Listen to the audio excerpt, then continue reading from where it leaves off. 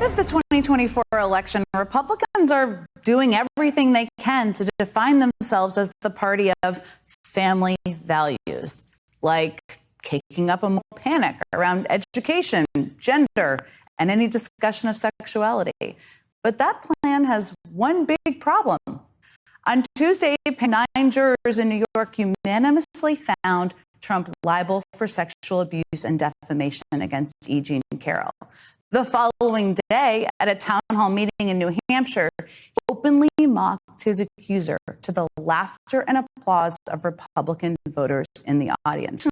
Not necessarily surprising, because why should Republican voters take Trump's wrongdoing seriously when the party leaders never call him out? Let's be honest. This shouldn't be a difficult question. If someone asks you, do you stand by somebody who was found liable for sexual abuse? They know. But outside of a handful of Republican lawmakers, they have, by and large, pretty much avoided criticizing the former president. Take Senator Bill Hagerty of Tennessee. He responded to the verdict this week, saying that, quote, Trump has been amazing in his ability to, from who? A unanimous jury that found him liable for sexual abuse? Amazing. That's amazing.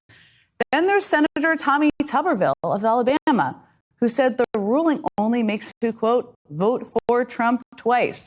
You heard that right. Trump's sexual abuse makes the senator of other Republicans to a defensive approach, responding with the same tired attacks on the integrity of the legal system.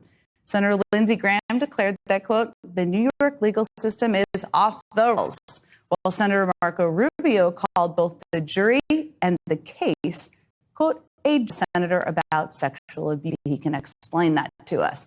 But the most common Republican refrain was indifference to a jury finding the de facto leader of their party liable for sexual abuse. Trump's former Vice President Mike Pence brushed off the verdict, saying it's not, quote, worthy and crazy, but I think more few people out there do care when a candidate has committed sexual abuse. And here's presidential candidate Nikki Haley just this morning when she was asked if this verdict undermines the party. I have always said that anyone that feels the way should come forward and have this heard. I also think anyone that's been accused should be able to defend themselves. I was not on the jury. I am not the judge. I think that both of them had voices heard. There has been a verdict and there's been an appeal. Well, that was a pretty accurate summary of the for that.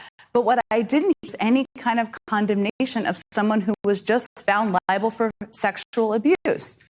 Look, all of these Republicans are free to say something as simple as this. Donald's behavior is not what my party stands for. They are free. They have been. I start now.